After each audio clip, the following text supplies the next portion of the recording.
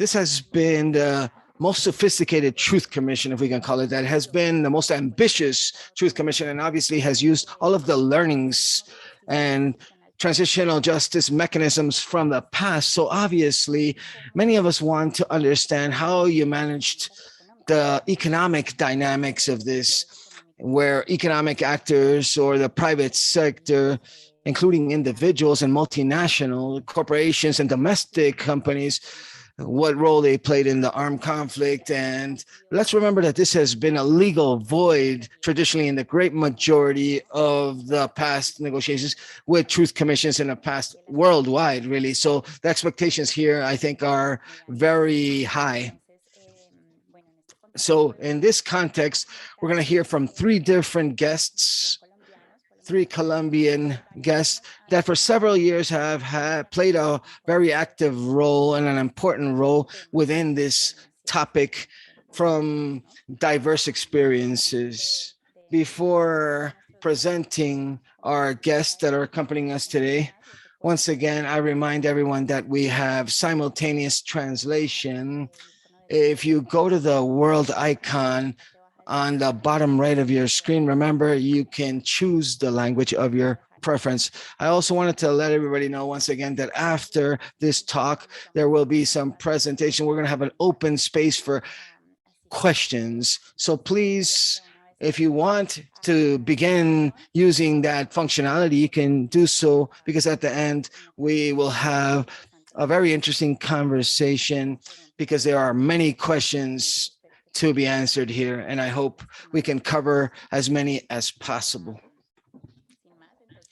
So let's begin. Let me present our guests for today. We have Laura Bernal-Bermudez, assistant professor from the Legal Science Department from Javeriana University and a consultant and researcher from Oxford University. Laura is author and co-author of multiple publications related to accountability for economic actors. Amongst her most recent book, Transitional Justice and Accountability for Economic Actors, and the Archimedes heel. And Daniel Marin, Andes University professor and Harvard for Human Rights Policy. He was an expert for the Truth Commission in terms of issues related to economic dynamics in the armed conflict in Colombia. Daniel, similar to Laura, is the author and co-author of many publications about economic actor accountability in transitional justice contexts. And with us, we also have Tatiana Rodriguez, has my same name. Tatiana Rodriguez is a politologist from National University of Colombia. She's been an advisor and has worked with many different organizations, including the Historical Memory Center. She's the general director of Sensat Agua Vida Friends of the Earth Colombia, which is an environmental organization with a 30-year history accompanying communities and different organizations that defend their territory from extraction activities. So we have a very interesting panel with us, and obviously I am going to open up this space to hear our guests, whom will share their general impressions about the publication of this report based on their different experiences. Daniel is going to share his perspective about his role as an expert consultant from the Commission. Laura is also going to share at a global level with the context that began at the beginning. And Tatiana, and she's been working with communities in order to contribute to the Truth Commission. And without further ado, I'll open up this space, and let's begin with Daniel.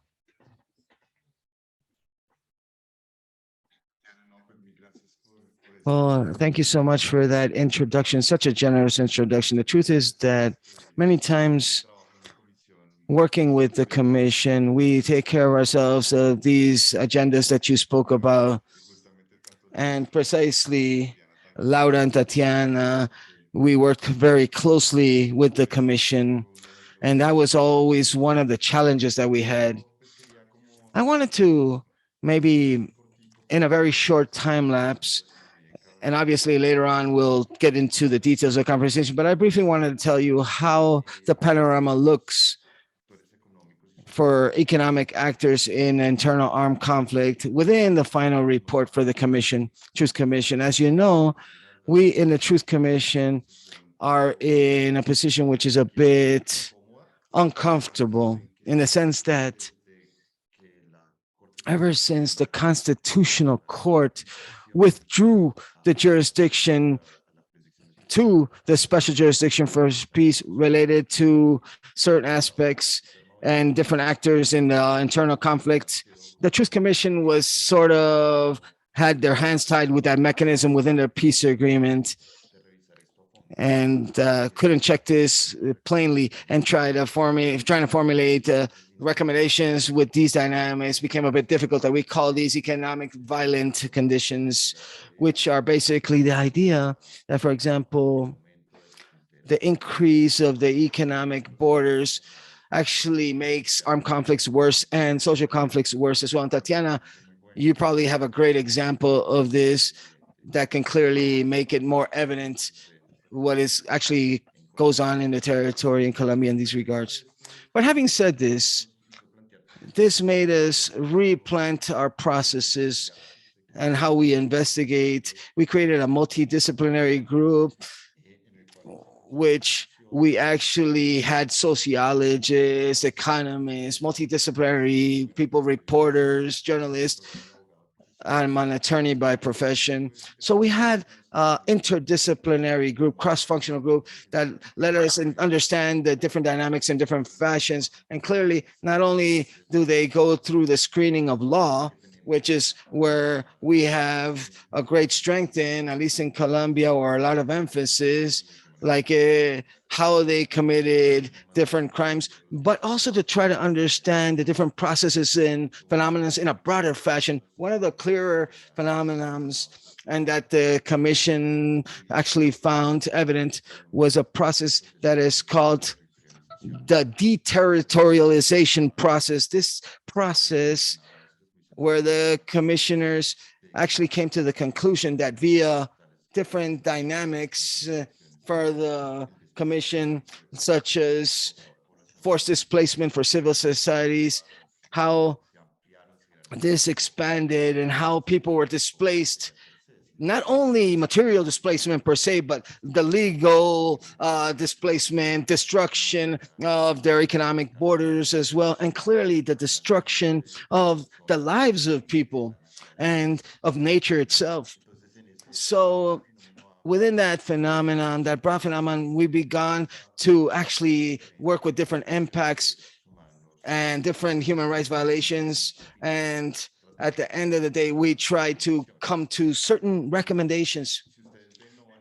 If you see, you're not going to find you're going to find many specific chapters on this issue, but you're not going to find like an overarching issue that says something specific, but we're going to find many different things. For example, I already told you that in the main report for the commission that was published on June 28th, we have this finding about this, and also from the commission.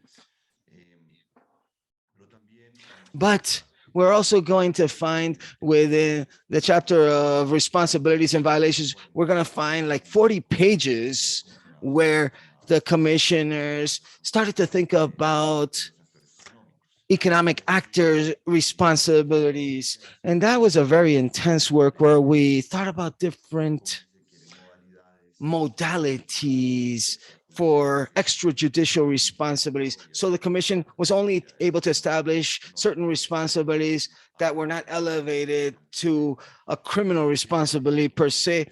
And that was a complexity because clearly there are some tensions with due process and other things that all commissions have suffered from.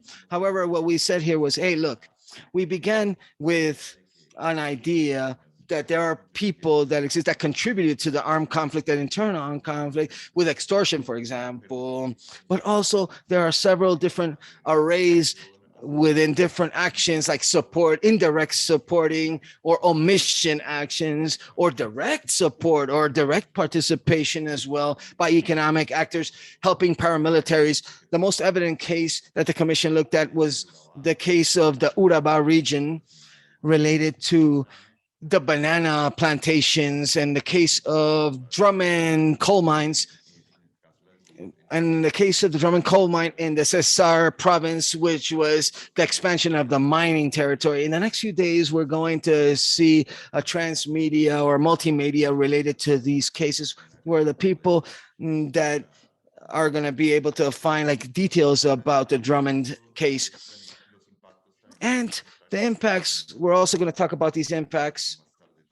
And later on, we're going to talk about the experiences with the commissions, but the impacts are basically what we found related to business activity related to the armed conflict with different populations and that violate constitutional rights and maybe affecting farming populations, indigenous populations, and other vulnerable populations. And you're going to find this in different chapters. For example, we have the chapter on ethnic populations, and you're also going to find precisely the issues related to certain chapters on business responsibility and business and violence.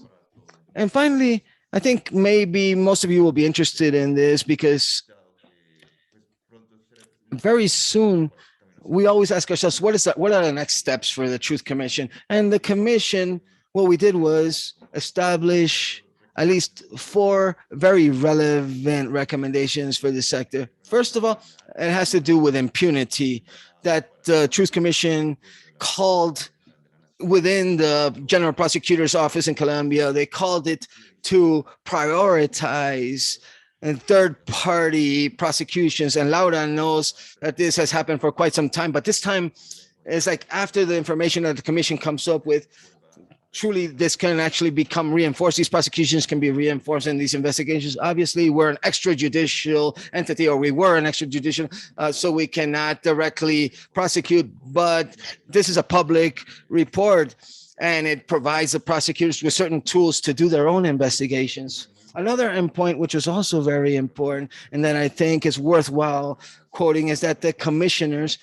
highlighted, or they recommended to the state to end all military cooperation agreements between the military forces and the prosecution's office with private corporations. Those agreements, we asked for them to end. And that's something that has been happening in Colombia for quite some time now, and it's linked directly to protection of rural communities and the violation of certain security or safety rights. And the third point, very aligned a little bit with what has been worked on with the UN Human Rights Commissions, is to create a national law of due diligence related to the violations that the report talks about, of what it actually means to have a society with an armed conflict that has certain specificities, especially related to lands and territorial displacement. And finally, an issue which is creating a national policy for states that it transcends governments, and if there's a specific way to to talk about human rights within regulatory agencies in the country. Well, what has been demonstrated, what I believe that the Truth Commission at the end did as an analysis of due diligence in certain sectors, what we found there was that truly the business activity was a highly regulated activity in human rights, and they should focus on this. So I'm going to stop here, not to take too much time, and we'll continue the conversation. Tatiana, thank you so much.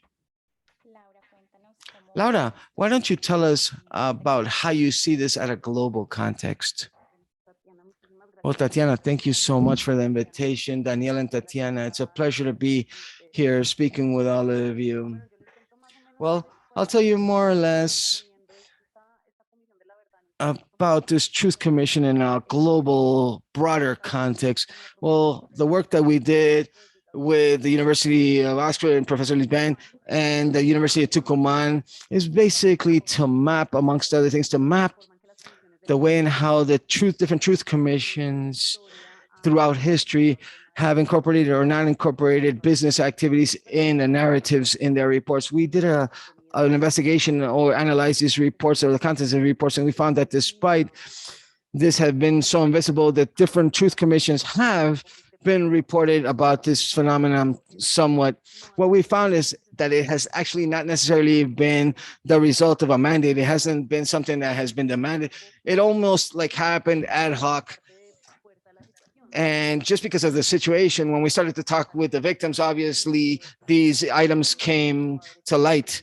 And and when we see within these commissions, we see people that are committed with the rights of victims. So people decided to actually include that narrative throughout their reports many times, despite not being a mandate. And more than half of the reports for the truth commissions that we checked, we do see references to business accomplices in Latin America in particular, and followed by Africa very closely. That's where we've seen the most of these actors, business actors, in these narratives, in these commissions. What is very interesting in the Latin American case is that not only do we lead in number of truth commissions that have focused on these issues, but also the amount of omissions are very high. More than 70% of these specific business actors are actually located in Latin America, with a gigantic proportion in Brazil, actually, because in Brazil, there existed people within the commission that actually wanted to make this more visible and took ownership of this issue, and they ensured that it was actually registered in all of the complexities and the evidence that they showcased in their efforts with these commissions throughout Latin America. We had the case of Guatemala, for example, leading this exercise of naming these culprits as well. The commissions, in general terms, discovered, or they referred to, different types of crimes, like participation in many crimes, crimes that go from financing of violence, direct participation in violence, slave labor, arbitrary issues, kidnapping, forced displacement, etc., sexual violence, even murders and homicide, and the detention of holding people locked down within the companies themselves. That's what we've spoken about till now. And another thing, which is also important to highlight, is that despite, even with this diversity of, even with this quantity of commissions that actually report on these issues, very few of them really reflected that content in their recommendations. However, the recommendations, well, are basically, very few touch upon these issues. But within the recommendations that come about, we do have the investigations via legal actions, and those are in the Brazil, Ecuador, and Liberia reports. We also have other related ones to voluntary reparations, obviously, like the case of South Africa for the voluntary fund from South Africa. And lastly, the issue of human rights reforms that included the issue of businesses, which was in Honduras, Paraguay, and Ecuador. And after showing you that global map, what happens? Like, how did we see the Truth Commission in Colombia, which is not part of this study? And we were actually, which is part of our study. The Truth Commission in Colombia is perhaps, as Tatiana said, the most sophisticated one due to all the learning that we had with previous commissions, because now the issue of investigating businesses or economic actors to have a more broader concept did not happen ad hoc in this time, and with some limited mandates like it happened in Basque, and we're not so restricted like what happened in Chad and Simoles and Kenya and Liberia as well, which were 4 cases where there was a mandate, but the mandate was about economics and they talk about certain corrections, but it wasn't too clear really. Like in the case of, but in the case of the Colombian Commission, it was way more clear. So much so that Daniel and his team were actually focused on that specific topic on these business cases. So I think that that was something that really caught our attention in the Colombian case in the commission. And we were very happy and expecting what was going to happen with the content of this report, and especially on issues related to these recommendations for businesses. So to give the word to Tatiana and to continue, this is a bit of the context, and Daniela already told us exactly what's happening, how it actually happened, and we can continue the conversation. Thank you so much, Laura. And let me give the word over to Tatiana so she can share with us her experiences working with the communities and contributing to the commission. Wonderful. Well, good day. Thank you so much for this invitation. What a pleasure to be speaking with all of you today with this panel talking about these processes that has truly awakened or has had great reception in the people in the territories, well received by the people in the territories where we've been able to speak. For us, it was an actual very important recognition for us for work that we've been doing for years, for multiple social organizations that we've been doing, in order to help position three notions that we felt were a working line, an investigation line, and especially related to visibility of affectations that the war has had in the territories. Speaking about three main concepts.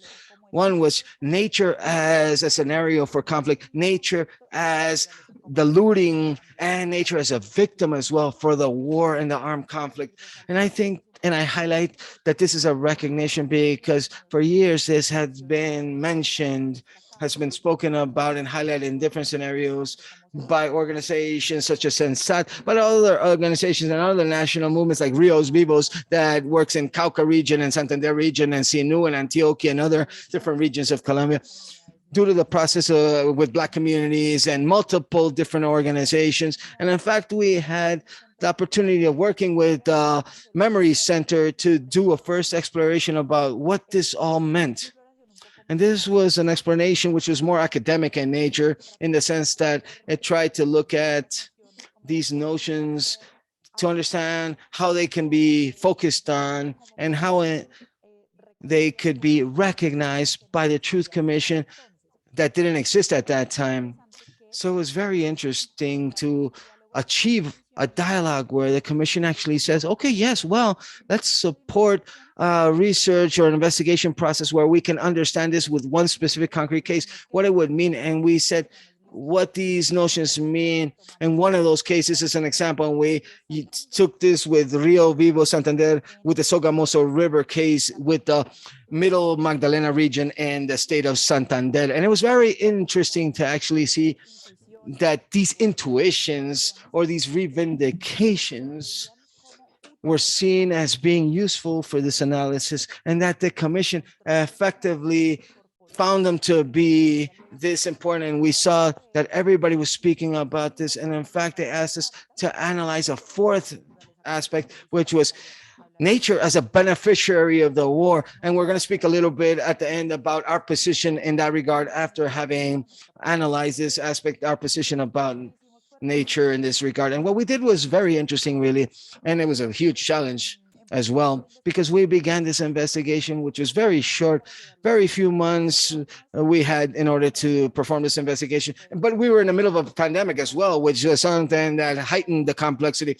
So how do we do this work, really? How were we able to collect more testimonies, and how do we expand our sources and do filing work, checking maps, primary and secondary sources, etc.? And that implied an enormous challenge because, in fact, we were able to speak with ex-combatants from the FARC, from the ELN guerrillas, ex-paramilitary combatants, but obviously also with fishermen and fisherwomen, leaders of these processes in the territory. We did certain virtual interviews as well, but we also designed tools, a certain tool for us, that the tool itself, apart from the results of the report, the tool itself is an actual contribution for building truth and exercises related to memory, because it's a pedagogical or educational package that becomes an element that is in the families, that is in the communities, but also allowed us to reflect on the information, systematic information, and incorporate it in our analysis. This is a tool that is very important with different concepts and different timelines and maps, and actually built together with a dynamizing team of 8 local dynamizing teams, fishermen, fishing women in the river side, that allowed us to think about language, that allowed us to land things down, and also to take this tool to help fill it out with the people.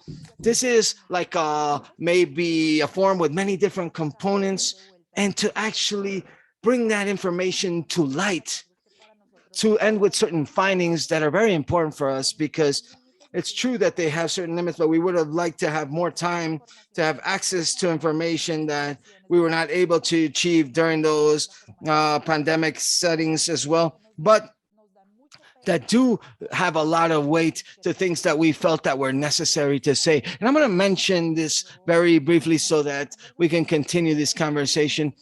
But as what did it mean in the case of the Sogamoso region? What would it mean that nature was a scenario for war? I think it's very obvious in the beginning that the war actually happened in a physical space, in a territory, in a space. But we saw that this notion was fundamental, really, because we understood that the Sogamoso River Basin, like can happen in many territories in Colombia, but this river basin, when it is denominated officially as a strategic zone, it becomes a war scenario. In what sense do we call it strategic? We say that this place is a rich place. It's a place where we can exploit things. It has actual resources. So the view related to abundance that the territories has and that the people have and the communities have becomes like a profit point of view. They look at the profit side of things. So the river basin becomes a place for exploration and exploitation of the area. That means that we have to reconfigure, and this basin is intentionally focused on by the state and armed groups, but also we tell the corporations, we tell the businesses and the entrepreneurs or the business people in general, we tell this is a place where you can exploit. And that generates a conflict in itself. It's a detonating factor at a social environmental level when that denomination actually happens. So that theater of operations becomes valid, and they want to control it due to economic regions or economic reasons, and due to armed reasons as well that we saw there very closely. Nature as maybe like a looting location. So like whoever gets there first gets to stay with the land. That's the message from the state. The person that is able to build the roads first and to develop, and when this actually happened, so the spoils or anybody that has it can remain with these spoils. This is called in German Heon van der Berge. This German that came to the Sogamoso River Basin and started to actually work in this region. It was very linked to the extermination of the Yarigui indigenous nations. Ecopetrol, the Colombian oil company. This is the zone where we had our first oil extractions, the first exploitation of oil in Colombia. We also had cattle farming. It's a huge extractivistic package that we find here. The palm oil monoculture, the Sogamoso River Dam, which divides our history in two, and other types of economies, illegal economies, but linked to legal aspects as well. So we see all these economic actors as being determining factors because they're capable of coming in this territory, managing it, understanding it. And if they do it correctly, obviously, they're legitimately able to keep the spoils. And nature as a victim of war, which finally we've tried to understand what is the repertoire of victimization that we can see linked between the conflict and the extraction sector. And what we did was to understand a parallel between the victimizing acts that are recognized by the victims law.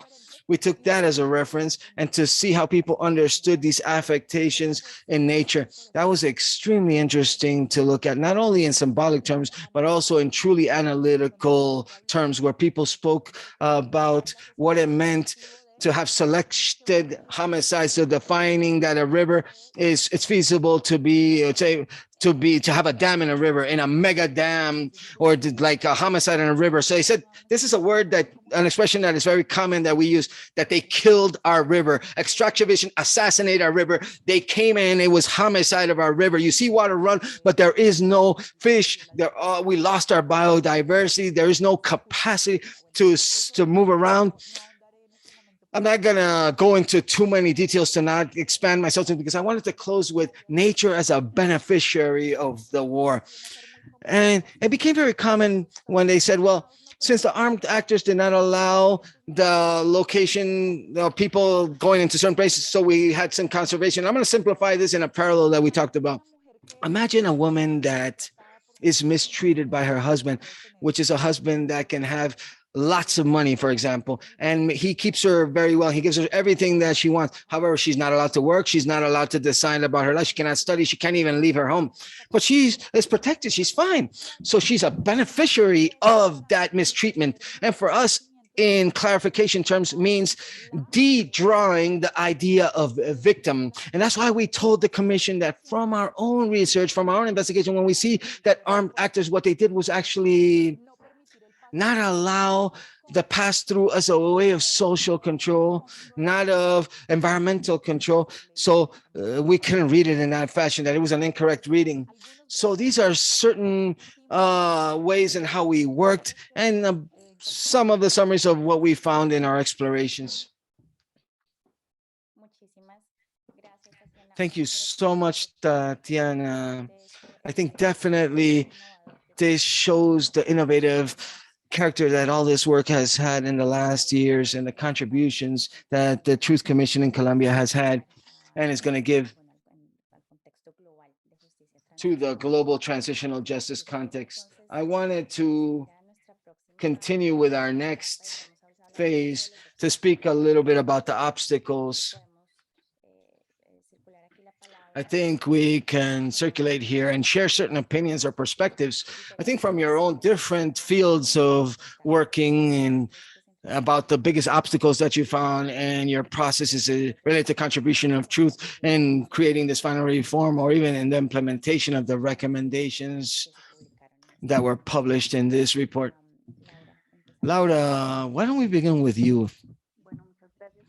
Well, thank you so much, Tatiana. Well, I am going to give like a few ideas, my own ideas, but Danielle is probably the one that's going to give us the greatest amount of details. I wanted to highlight 3 different ideas in terms of obstacles. One, related with the terms of the participation, the negotiation of the participation terms as the first idea. The second idea would be related to the big roadblock that is difficult to come up with. And the third would be this difficulties or these limiting factors between clarification and recognition and what actually happened. So in terms of participation, what I think a great obstacle is that these economic actors are actors that have veto power. In fact, the high levels of impunity and the low levels of accountability, what they've done is reinforce the veto power that these different actors have. And it makes any negotiation scenario to be very complex where the balance is not leveled. So I think that with the limitations and time that we had with the Truth Commission, that exercise related to negotiating these factors took quite a lot of time. That negotiation in terms of the terms of participation took some time. And we did evidence the big worries that we had related to certain economic actors and the risks that were being perceived in their participation, and what participation conditions they worked with, and how we actually linked this to the Truth Commission. So I think that was these negotiation scenarios that were generated were not balanced due to time, due to effort, due to the veto power that these actors have in the times of the negotiation and in the results of the negotiation. Basically, I think that was a very big obstacle. In terms of the second point, the issue of incentives, I think is one of the biggest problems. And I think we all work on these fields in Colombia. That was the issue of conversation, the absolute issue, the incentives.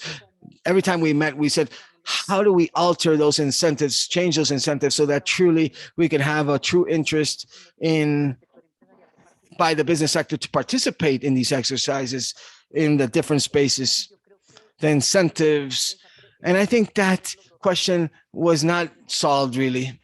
Danielle, you may correct me if I'm wrong, but I don't think we were not able to have that incentive worked on. We really were not able to actually leverage this aspect. And I think that this is a huge learning process that the next Truth Commission in the future can learn from. Lots of the structural issue and the methodological issue was there, but the issue of how we can have people participate was very difficult. And I think I leave this as an obstacle, and I think Danielle can probably talk more in depth about this specific aspect. And the other issue is And this division between clarification and recognition, that clarification allowed certain economic actors to participate in this great effort of accountability or responsibilities and to talk about what actually happened, which emphasizes the facts in certain roles for certain economic actors that certainly were also victimized by different armed violence. Without a doubt, yes, they suffered as well, but that allowed to see certain narratives that they more, some had more, like some narratives took more priority, and we see like maybe the suffering of a business person. That's what we see the most, really. Which obviously this happened, and it happened in Urabá, in the banana sector, but it's not really a huge, very big representation of what happened the most. And it doesn't seem to be that the issue of the different levels and the types of responsibility was really able to maybe engage anybody. That we're not talking about legal responsibility, and that we're all responsibility, that we're going to recognize the different shades of gray of responsibility. No, that didn't really happen. No, it wasn't very something very uh, participating or very engageful. So, but I'll allow Daniela and Tatiana to actually talk about this issue much more. Thank you, Laura. So let's give the word over to Tatiana next. Yeah, I think what I'm going to say is very aligned to what Laura just mentioned. It's some of the challenges or difficulties that we have, I would highlight two that are very related. It's very difficult to find specific proof. Obviously, in analysis, it can be achieved, but it's very few cases where there's actual recognition or testimony already validated that has gone through maybe a certain screening process that can actually be shown as a true argument. We have in our interviews ex-paramilitary members that tells, hey, we worked with Ecopetrol in order to do this and that, and in the gasoline cartel, these things happen, and in certain moments, this happened with business people, but that was not able to be included in the report because it was very difficult for us. For us, it was very, while we were checking the report, Salvatore Mancuso, the paramilitary, publicly stated that they had killed the Domicol chemical leader to impose the Uara river dam at that time. In another case in the Valley of Sinú. So the people here affirm similar things as well. But if you don't have this type of thing, it's not able to link these things together, which is not also a generation, not all the operation throughout the whole time surely was this case, but the people do feel a very strong relation here. And in the case of the Sogamoso River, there's a massacre, the Llana Caliente massacre, where the responsible person is directly the Luyal Battalion, the military battalion from the army, which today is in the river dam, and they allowed for the development of that and allowed this to happen. So those things that happened in the 1980s, at the end of the 1980s, seem like if they had, like if it was one side was the armed conflict and on the other side the dam that was on course, but it seems like it was two different things. That we say that there's a direct relationship, like these types of link, these types of relationship. For us, it was a huge challenge to demonstrate, and it was a challenge in a second sense that I wanted to highlight as well. Is that for the people, it's also when we ask about the armed conflicts and his narrative, the pain of the dam itself has more pain, not even of the other projects, so the extraction package, but like the pains on the dam itself, because we say that the dam flooded even the memory of people, even it flooded the discourse. It was sometimes very difficult that in its testimony, they went back, even in the existence of the dam, because the pain that they had today is that. So we had to actually do a different type of investigation, go step by step, because these are years and years of exploring with people and an understanding the chronological order of what has happened in a territory and try to analyze together with people. segura que esta conversación está generando preguntas, así que les recuerdo que en Thank unos you, minutos Tatiana. I'm sure this conversation is generating a lot of questions. We'll have a space for Q&A in case you want to start adding those questions to our Q&A section on the webinar. What do you think about this, Daniel? I think that you have said almost everything that we are feeling from within. When we look at it kind of retrospectively and over time, one of the most complicated challenges or obstacles was the institutional development of the scheme, especially under this subject.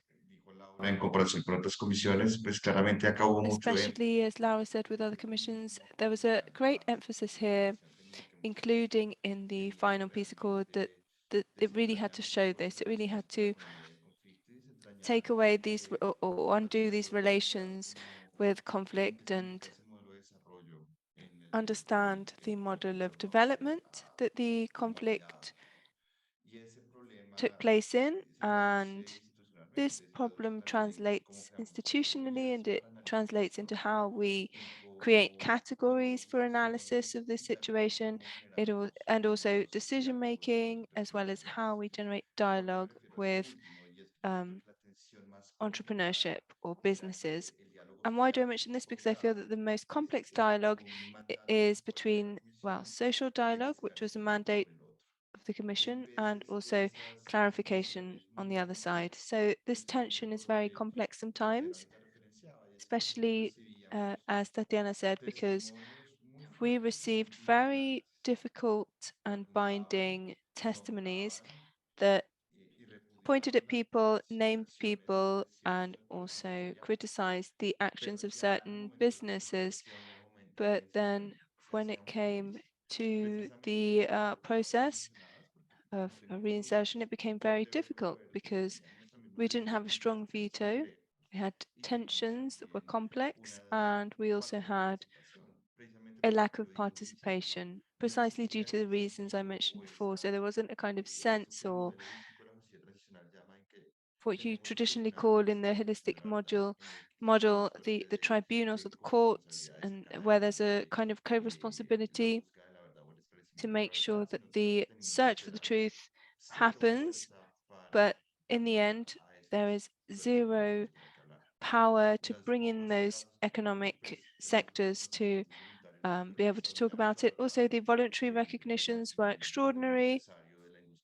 The recognition of an entrepreneur from the banana industry in relation to exports to the US.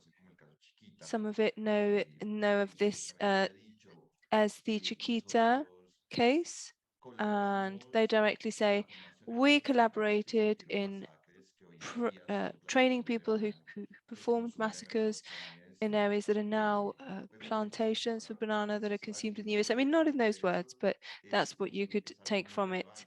So it's very relevant. And Tatiana, as you just said, the paramilitary commander of the highest rank that is currently has been handed to justice in the US. He said, we assassinated a social leader, we murdered a social leader because of his work against, or his resistance against, a hydroelectric plant. And that gives us an idea of the kinds of dynamics that we're talking about. And so just to mention the work in academia like Laura, or social or civil society like Laura, was very clear. It was very clear for us to say, okay, there are categories and there are phenomena that come up. There are compared versions. We can learn from other commissions for truth.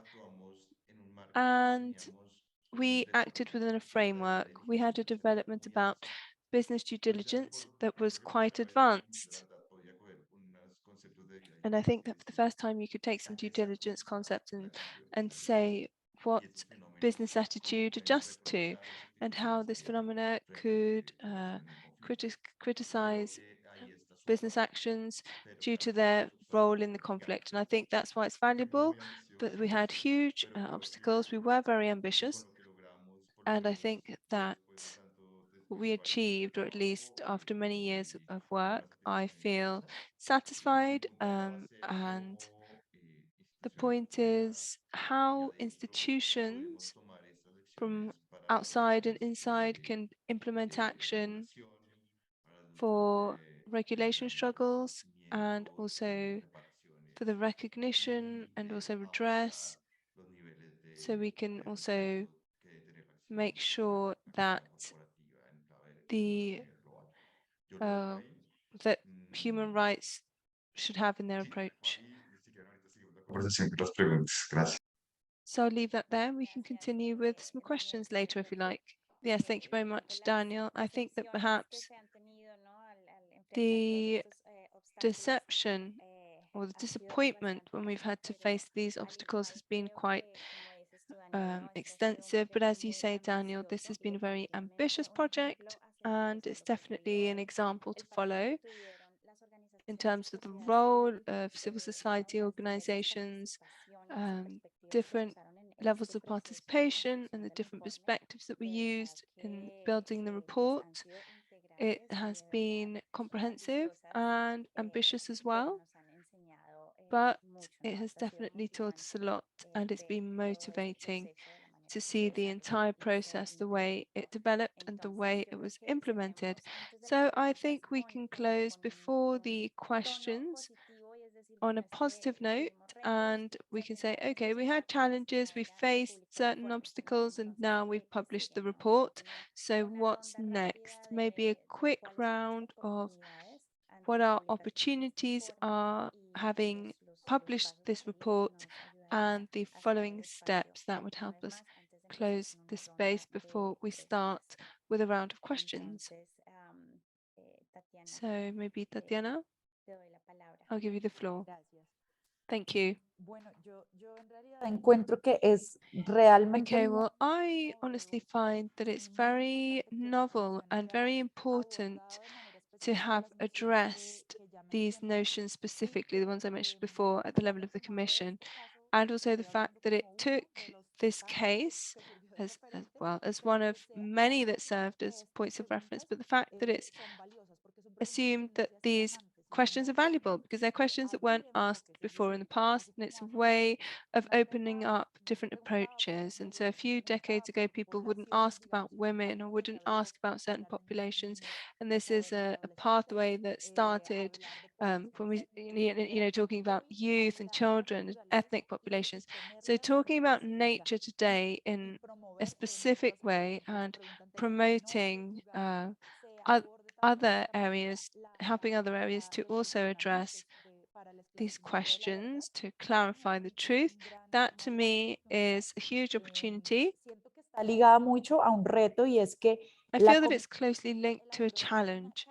The fact that the Commission elaborated a large amount of information that is really complex to address. It's years worth of information, it's historical information, and they didn't just stop at the general message, but they're also addressing issues specifically, and that's the most important thing, I think, because that's where you find the key to avoid repetition.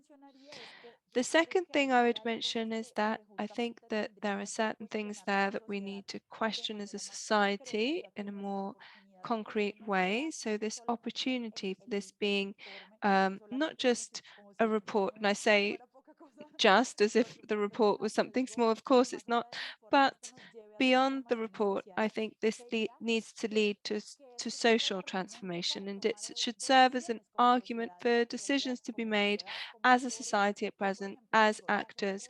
I say, for example, that companies like Isagen and the National Army, so the state, should question what it means to establish agreements in a territory like this one that has been highly victimized and full of conflict to take care of companies. And we performed this analysis in the report Why is it that today, in the last decade, after a peace agreement, after supposedly armed actors aren't all there anymore or work as intensively, why is it now that all these agreements are taking place, and why are the amounts increasing for the care of the territory between the national army and companies, particularly in this case like Isagen? So what is it being taken, what is being taken care of? Is it uh, care from social mobilization? Why are we scared of social mobilization? Why do we have to criminalize protest again? Why do we have to continue to use these tools? So these kinds of questions and many other questions that we could ask, I believe, are the really important thing for the future in terms of being able to truly transform the conditions that meant that this could arise in the territory. Thank you very much, Tatiana. Daniel? No, yo por la misma línea creo que hay como Yes, I 5 think down the same line, I think there are 5 very quick things. muy So the evidentes. first, El which is primero very sería como evident, is the fact that I'd like to analizar invite you escasamente to información acerca. analyze the scope of the Sé que este es un report, informe get to know the probablemente el informe report. más largo que haya I know it's emitido una probably the comisión en la longest historia report that the Truth y Commission difícil de has ever resumir, issued in history, pero and that's the pues al challenge, menos hay unas but hojas de at ruta, hay que least there's a leerlas roadmap y there tal vez se promueva and como it versión en needs to be español read, and para perhaps we could al promote inglés. some Si, sort si of hay algún colega translation into que English de of pronto a few esto sections, les sea de su perhaps. interés, podemos If pensarlo. that is of Entonces la interest to idea es you, we could como consider ampliar el that. alcance, But the idea is to porque widen sí, sí se the están tomando scope, medidas because I do think en cuanto it's a las an políticas important de solución, desarrollo, empresas a nivel global. advocacy O sea, engine realmente for una human comisión rights and other puede things. A examinar commission can truly go violaciones in o and decía como decía look at Tatiana, breaches, hasta examine them, and as desde Tatiana was saying, cómo you analizar open up that las spectrum of violaciones how que you generan analyze conflictos certain internacionales como breaches este. in En últimas, corporate esto sería activity linked to the productivo porque conflict. So analizar los in the impactos end, it's about changing como the approach of socialmente en contextos analysis, exteriores son malos. which is the reference that we Último normally use punto in es the field realmente of a nivel nacional human se rights. encontró Finally, the last point, at least at the national incidencia level, is that ya we frente a need la to have interpresidencia en la Junta de impact or Seguimiento de las Acciones advocacy Globales in the y follow-up justamente committee for con la propuesta recommendations del nuevo gobierno del and doctor colombiano also for the new government hace that unos días, um, que es un gobierno took progresista over que a few prometió days ago, which is cumplir progressive las and recomendaciones de la JEP. promised to Entonces, pues también creo que comply ser with equitativo, gran the parte de la requests of incidencia. the Truth Commission. So Y esto nos lleva they will también be doing justamente a great pensar part of the impact. And this has en led cómo us vamos a to think a tratar lot about legislación how we are en going este tema. to design Justamente, legislation that needs to be pensábamos created mucho for this cómo area. At the destacar Commission, we legislación en el are norte thinking global, about en Estados how Unidos, en Europa legislation is being created in the principalmente, global north, in the pero no US, tenemos and unos mainly correlatos en in el sur Europe, global. but we do Lo que not sí have llama la atención es estos um, correlatos tienen que that ser así, pero correlation at the no global level. And the Commission unilateral says this y needs con to be sesgo done norte global, not by simplemente por transplanting cumplir unos cheques judicial con matters nuestros from the global north entendidos just to todos comply with the checklist, financieristas que but están rather trabajando bajo understanding all the generalmente dynamics that we're talking about jurisdicciones here, generating our own legislation correspondientes incluso and para generating empresas commitments, in transnacionales fact, dentro for de la transnational industria de la cadena de companies valor that invirtiendo. are within the Miremos el value caso de chain and are represas investing here. del So, for río example, if Sogamoso we look at the y miremos cómo dam of con el apoyo the financiero Sogamoso pues River, tendremos we will find reaseguradores finances here, internacionales we'll find y todo insurance tipo de companies, inversionistas desde afuera. international insurance Y yo companies, creo and que all ninguna sorts of inversión de la investors misma from forma abroad. And I como think the tiene que ver relación legislation de itself norte y and the sur global, way the North and se Global puede South are también tener related en cuenta. could be taken into account Y here. yo creo que por ahí va la cosa. So I Cuenten think that's more conmigo or para less cualquier how it's tipo de going. discusión And en please sus let me organizaciones, know if you need desde anything donde within your own nosotros podemos organizations. I servirles think de that the three of us can para seguir definitely produciendo este serve contenido. or help to continue to Tatiana, pues translate the nuevamente mil report. gracias por And este Tatiana, espacio que once brinda again, para thank you nosotros very poder much trabajar en for este this tema. space and for and to the rest of you as well, and to the Corporate Accountability Lab. Okay, Danielle, and thank you very much. And Laura, we'll continue with you. Okay, yes, thank you very much. It has been a really interesting conversation. I think it's a necessary as one. We hadn't had the opportunity to talk since the report was issued. I don't want to be repetitive, but I had thought about looking at opportunities at the global and international level and also at the national level. The global level, as I was saying before, I think the comparison that we did, the comparative analysis, was a lot bigger. In fact, we saw that this issue emerged without dialogue between the commissions. So it was kind of ad hoc and organic. It started to emerge, but I think this is an opportunity for there to be a true learning lesson, a true lesson learned, and also a process of appropriation so we can make progress in the next commissions and to ensure that the transition moving away from conflict toward peace can really take place. It's not a matter of the past. It's important to take these lessons and learnings with us. And I'd like to highlight, obviously and clearly, the role of civil society organizations, but there is evidence to suggest that you do not only need mobilization, but we need more Daniels. We need more people inside the commissions, innovators, people who will receive this message within their institutions, translate them and make them public. In Colombia, we have performed a very interesting exercise where innovators have emerged in practice, so lawyers who are researching cases, investigating cases, people inside the attorney's office, inside the commission, who are starting to think about how to make this visible in a systematic way. So that's really important. And also following up on these processes that aren't seen in the results as such, but are nevertheless very important processes for this to be there. Y a nivel nacional quisiera hacer como So dos. I would bring your attention to that. And at the national level, I want to make two contributions as well. One of those is very close to what I've been working on, which is the accountability system and the role of the prosecutor's office to continue to investigate these cases. I feel that, and I'm going to emphasize innovators again, with these lessons that exist and these tools that exist, but have basically been emerging quite forcefully, is something that we need to continue to do, and we need to continue to perfect. For example, if you look at the complexity of individualized investigations, this does not allow us to understand the larger or more general phenomenon, or that at the global level. So these very important opportunities, and I think there's another opportunity that it's worth bringing to your attention here, because the call of the Commission isn't just to continue to do investigations and legal action, which is one of the things done by other judiciaries around the world, but also a bit for the future, so the prevention in areas of due diligence even. And I'd like to invite you all, and I think this is an interesting opportunity, which in fact, with Daniel and others, we have been promoting from the beginning, that is to understand this phenomenon as a complex phenomenon with heterogeneous actors that responds to public policy, that responds to that heterogeneity. So we can't regulate all public matters in the same way, or assume that all actors have the same level of participation or the same role.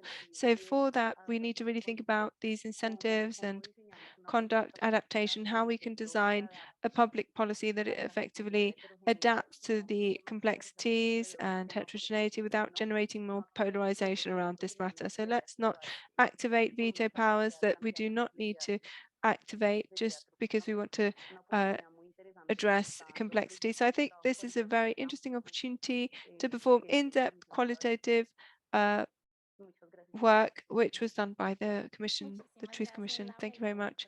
Thank you very much, Laura. Okay, due to time, I think that we will move on straight to the questions.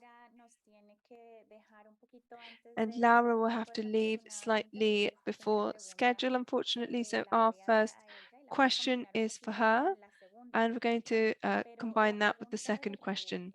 But Raul's question is, could the tools that have been developed through the Truth Commission of Colombia, including this model that takes into account companies and environmental impact, serve as a model for truth commissions in the future in other contexts? So Laura, I'd like to mix that with part of this question here, also asked by Maria, which is, what has the participation of business sectors been like when you look at other conditions in other truth commissions? We can't hear you. Okay, there we go. Yes, sorry, I was looking at the questions on mute. Okay, So I'd like to respond to Raul's question with something we'd already mentioned. I think that, I mean, of course they can be used. I think that one of the greatest advances of this Truth Commission was that we did not investigate it in a clumsy way or as we went along. The methodological analysis was great. And the question is, how are these cases investigated? I think that this how question is very interesting. It's a tool that allows you translate it into other contexts. Evidently, there are things that should vary. We should consider perhaps the emphasis and the situation in the specific country, but I think it is interesting because I think we thought about or contributions aren't just the content from the Truth Commission, but also the methodologies themselves and their design. And this perhaps doesn't come up in the report, but there are memoirs, Daniel's memoirs of who participated, and this is perhaps one of the main contributions that are unfortunately not always that visible because people want to read the book or the report or the result of the video rather than the processes and methodologies designed for this and for many other things related to the Truth Commission. So it's been a very innovative commission in terms of methodologies to obtain its objectives. And I think it's very important to perform an investigation and to study outputs and results, but also to aim at collecting and recovering innovation in tools. And I think that this is the lever that helps us move the weight of impunity and of things left unsaid and of these veto actors that exist and we know are there because they can't disappear. So it's an important power and these tools help us lift this difficulty. And in second place, in relation to Maria's question, this is an incredible question. The truth is we do not have data on this. So on follow-up or monitoring. So to what extent the business realm was involved and present in the recommendations, because we reached the recommendations and the participation of actors, so the South Africa Fund and redress funds with the Holocaust and everything that happened there. But beyond that, we haven't really mapped this in terms of follow-up. So it's an important bid, obviously. Having a group of people perform follow-up on recommendations as well as a plural group, so a diverse group, which I think is one of the main messages, one of the important messages for this committee. But I'll leave that with Daniel, who will obviously be able to complement that better. Thank you very much, Laura. And before you go, thank you very much for being here with us today. I'm going to skip to the second question because I've seen that we have 4. Maybe Daniel or Tatiana have an opinion on them. I'm going to summarize this question a little bit. It's kind of about conflicts of interest. The question is, how do you think that the recommendations could be implemented aimed at business or companies, particularly in the sugarcane sector? If one of the members is president of Asocaña, so the guild for this sector, the sugarcane sector, and there are mechanisms to face potential conflicts of interest. So this is an open question for Daniel and Tatiana. I wonder, Daniel, whether you have anything to contribute about what's coming, so the monitoring committee and recommendations. Yes, well, just very quickly to give the floor to Tatiana, I think that the committee was also something that was debated at the beginning. I remember that happened during the Accord in Havana. It was a good idea to persist in that legacy through the Commission of Truth as a delegate. So that's an important idea. And it was directed at people in Colombia that could truly work or advocate for the implementation of these recommendations. So in the beginning, a person was appointed, somebody from the Sugar Cane Guild, but I understand that She is no longer part of the committee. She left, and in her place, we now have a teacher who worked on business activities and armed conflict, Angélica Rete from the University of the Andes in Bogotá, Universidad de los Andes. I don't really know how it will work. It was set up a month ago, so it's still not clear how that's going to work. And as for the syndicates, sorry, I didn't refer to them, but they clearly are there. There are some very important sections, particularly in the report on the impact of armed conflict, where they address or refer to these syndicates. In the case of Bluemont, it was very evident to see, as Tatiana said, what a war scenario looks like. And a war scenario, for example, in the American courts, they had shown us that it was mainly against a syndicate activity. I think we realized that it was an activity against any expression that would oppose to the exploitation of carbon in the region. So when it comes to syndicate activities, it's immersed in an area of displacement and economic borders. And so I think this gives a new perspective to the view on the role of syndicates and their impact on internal conflict. Finally, I think that it would be very positive to really pressure, and obviously I can see that the audience here mainly belongs to organizations in the US and abroad. So I think it would be very good for advocacy in Colombia for these organizations to exert pressure on the Colombian government and to try to perform monitoring and support the monitoring committee so that any recommendations linked to business activities can be implemented, and also offer in the best way their knowledge so that this can take place in Colombia.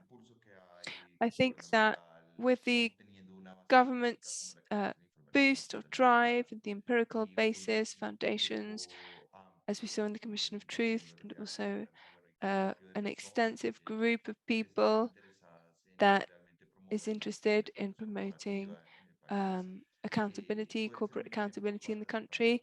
This could be an example for these policies to become a reality, and so that we can take them to other regions as well. So thank you very much. Tatiana, do you have anything to add to this question, or do we go on to the next question? Well, I would say in reality that the strength that this has is, or where the capacity actually resides in order to achieve this type of application, effective application, would be in the appropriation or the ownership that social society takes in it, or social society organizations, how they take ownership of it. Because I feel as people learn about and read about and understand, when they truly assume or take ownership in reality, the recommendations of the commission, the findings that are there, that becomes a framework of demandability. Just like we actually use a norm that covers us, that protects rights, etc. I think that this report will be an argument for social society organizations that are going to say, hey, according to our Truth Commission, this should not be done in this fashion. It should be done in that fashion. And in that sense, I think that further than a simple formality, that's where I believe that we should actually emphasize on to truly make these recommendations a reality. I see a very favorable framework with our new government for this implementation, and the people, there's a lot of enthusiasm. I've seen that there's a scenario where at least we feel that there's a possibility to speak with more peace of mind about certain things. That's something that is like a breather for all of us. And I think that's important to say.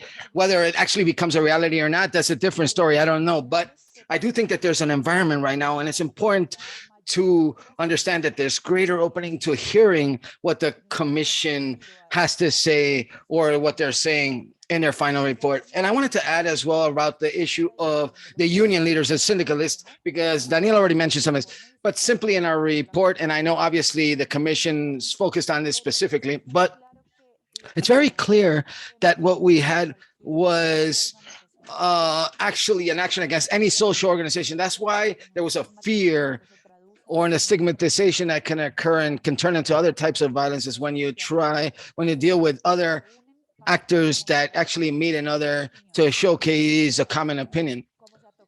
Just as they touched upon the unions or the syndicates, like the petroleum syndicate, La Uso, the agriculture syndicate, oil companies, etc., all unions, they attack these fishing marine organizations, any type of common social organization expression, such as a union. Thank you so much, Tatiana. And another question that is open for both of you, which is very interesting, from Avery Kelly. She says projections.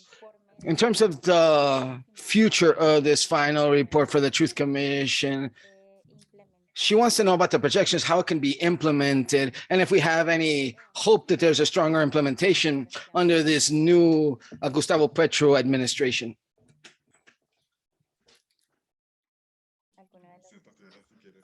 I don't know, Tatiana, do you want to answer? Well, let's say that in that line, that's what I mentioned previously.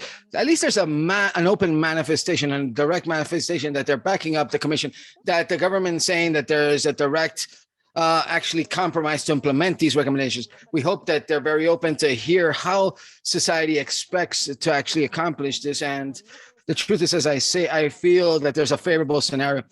At least it's very positive in my point of view, with declarations of, there's no declaration about we're stopping this agreement or anything, which is a different world. And that fills people with enthusiasm. The truth is that I feel that for us, for example, specifically, the work now has been to seek scenarios, to go to the territories, to showcase this, so that the general message isn't that there's simple the recommendations, but exactly what they are, how they can become something real, how can we understand it. So we have done a lot of work in terms of education or pedagogical work in order to create like a documentary, transmedia web, like maybe going out through the territories and narrating the stories. And it gives people the opportunity to speak, to talk, to ask. I found in the exercise that we have done recently, precisely after the launch of the report, that there is, in the people, I see a different type of interest, a different look on their face. And like, they're saying, what are you truly saying? They're curious now, I see it.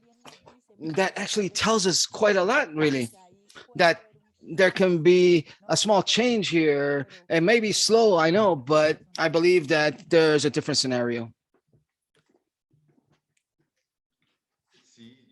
Yes, I completely agree with Tatiana.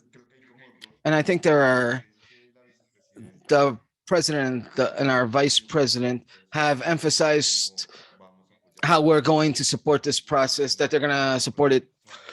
Perhaps, as you know, the Truth Commission or the report was not actually received by the president at that time. His name was Ivan Duque. He was outside of the country and traveled, and he didn't actually attend, but it was received by the president-elect, Gustavo Petro. And at least the messages, the political message and the discourse seem to be very aligned or well aligned with some of the recommendations from the commission. Just two quick examples. One was the acceleration or the speed of the approval of the ratification of the Escazú Treaty, the environmental protection for environmental leaders, and which is one of the most advanced in Americas. And Colombia had denied precisely throughout all the previous administration to sign it. They did not ratify until now, and especially due to corporate pressure. Today, it is about to be ratified by the Colombian Congress.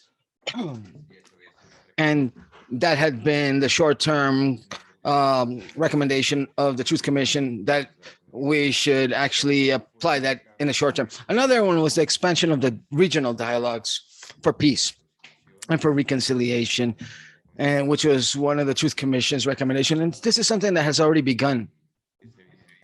It is evident that in the north of the Cauca region, there's the president and the vice president have shown that they're saying that prioritizing this dialogue, and this is going to transfer to many other locations, and the way how different civil society and international bodies and the committee for following up on this issue, it becomes involved to actually level the playing field, to understand the reasons of the economic factors and how we can have dialogue with society based on an analysis. That's very important. And clearly, obviously, we have the ghost about the counter narrative, and the counter narrative, that ghost has already been announced by the opposition, linked to the Uribe government, which is they're going to come up with their own report, they said. And I think those things have to be considered as well. So to understand and try to actually involve the regions, get involved in the dialogue, and try to generate an expansion effect in other locations where the reality, at least from the state, is not so hopeful. That can be some of the next steps that can come to mind right now. Well, obviously, we can continue the conversation. Thank you, Daniel. Well, I think that there's a lot of work to do, and the truth is, this issue related to supporting what's coming, the commission, this is a very important issue, and I hope we can continue to talk about it when that support not only occurs from Colombia, but also at a global level. We have one last question in the chat. I know that both of you have already mentioned something in this regard, but let's talk about this issue related to the union movement in Colombia and the situation for the unions or the syndicates. They suffered great affectation by this violence, by this conflict, yes. And what types of steps, it says, Carlos Hinard is asking, what types of steps are you taking so that unions and syndicates become the leaders of social dialogue once again? This has to do a lot with socialization or building awareness for the final report. Well, it's like what I said earlier. I wasn't in charge specifically of the union or syndicate issues. They were worked on an issue related to democratic spaces that have to do with what was just asked about, how they highlight and how you labeled certain groups that decided to face state policies, whether these be security policies or development policies. And they were labeled precisely with that insurgent language. They called them like guerrilla actions. And it's also important to say that the declassified documents that we received was very important from the USA. They were very important from the national security documents that can also be explored as well. In the Truth Commission website, there's more than 15,000 documents that were declassified for the Truth Commission in Colombia, from CIA, from the Department of State in the USA, etc. But just to give you an example, in the case of the Chiquita Banana Company, we find how USA already had certain proof or evidence of the accounting of the company, like payments that were made by the company.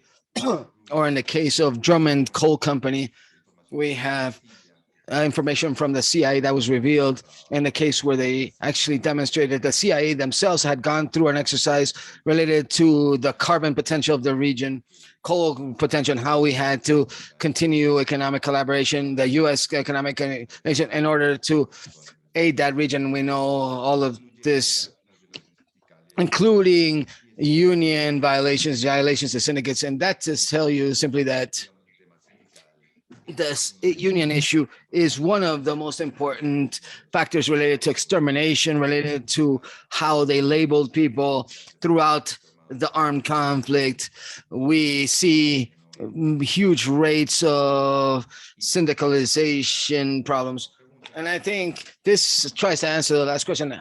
How do we restart the syndicate process? I have many questions and many answers in that regard as well, but I understand that right now, with the recommendations from the Truth Commission in that regard, it tries to seek a way to help these associations, these organizations, and these syndicates or working unions, etc.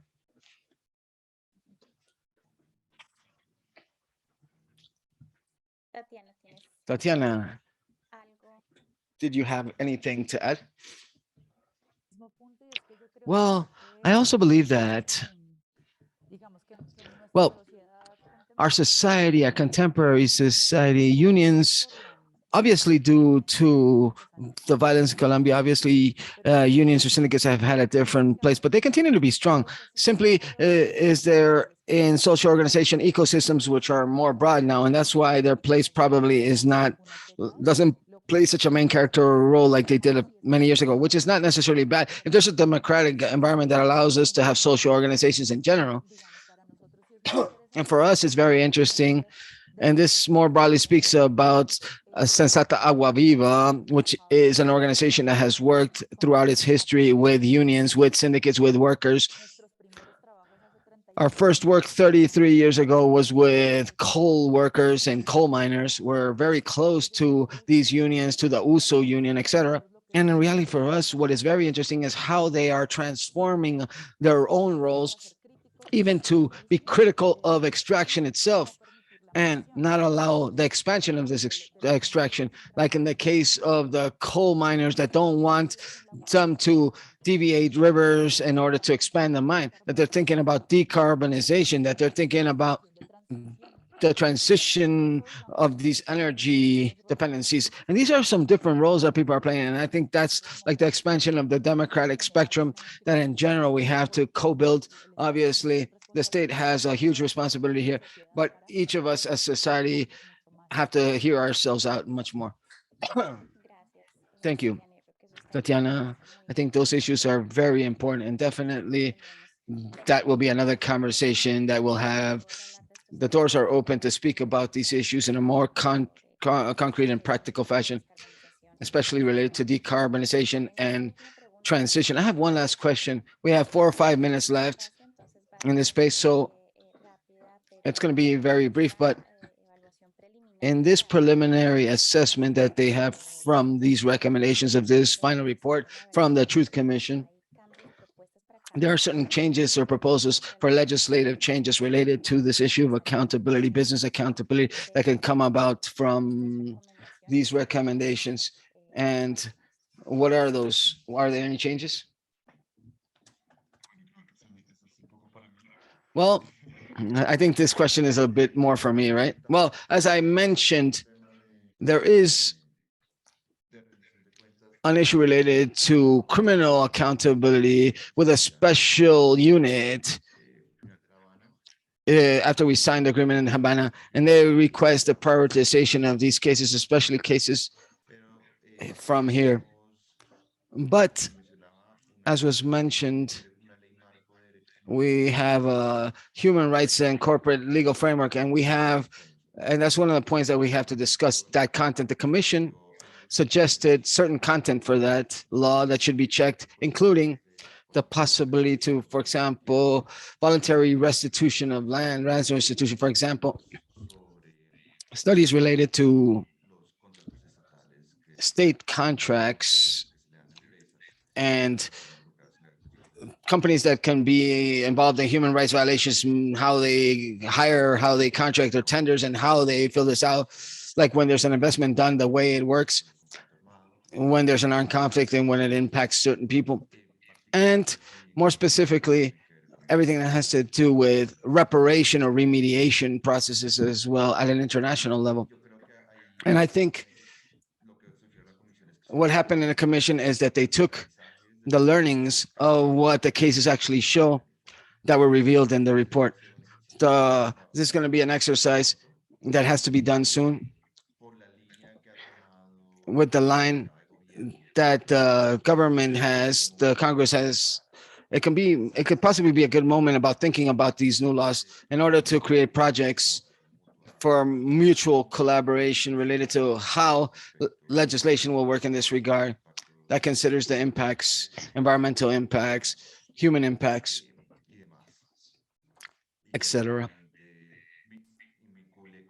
And it can truly link corporate activity and the new development models, which is also a very key issue in the commission.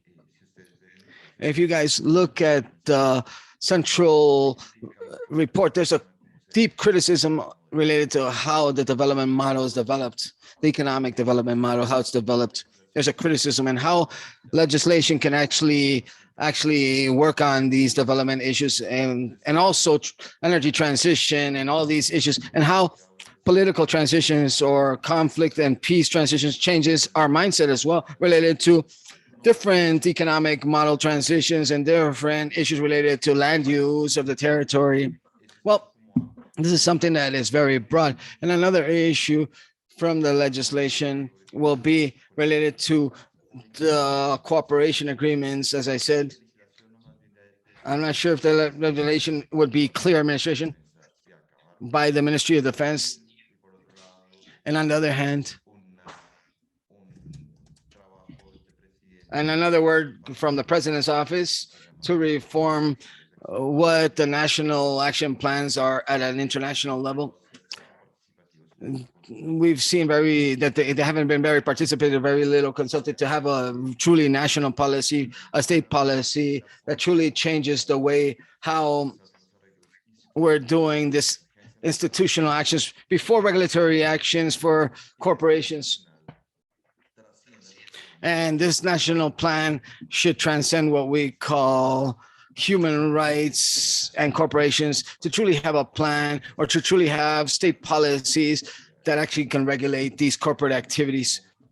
That is like maybe a brief overview. There's obviously other issues like recognizing farmers' rights and strengthening previous consultation processes for communities and Aboriginal communities, indigenous communities. There's a great deal of recognitions we can say that they have to do with one way or another with business activity, but I would bet on these three. Well, thank you so much, Danielle. In order to be on time, I think we have to close this space, but I really thank you for accompanying us today. And thank you to all the participants that are listening and watching us live. Thank you so much for your participation. And obviously, thank you so much for all the questions you've asked in this very enriching space. I think many conversations will come about from all of this, especially with this issue of regulatory and legislative work that has to happen. So let's work and let's continue to learn about this report. Thank you so much. And I hope everyone, you have a great day. Thank you. If anything, I think you have our contact information if you want to continue the conversation. Thank you so much. And I will advertise something, the transmedia that we created for the commission, which in fact is also on the website, but you can actually go and look on that link that I just pasted in the chat. Thank you so much. And obviously these tools that you are sharing, we're going to share it as well via our websites, via our social media sites as well, from Corporate Accountability Lab, in case something is still pending. Thank you so much. Goodbye. Thank you. Goodbye.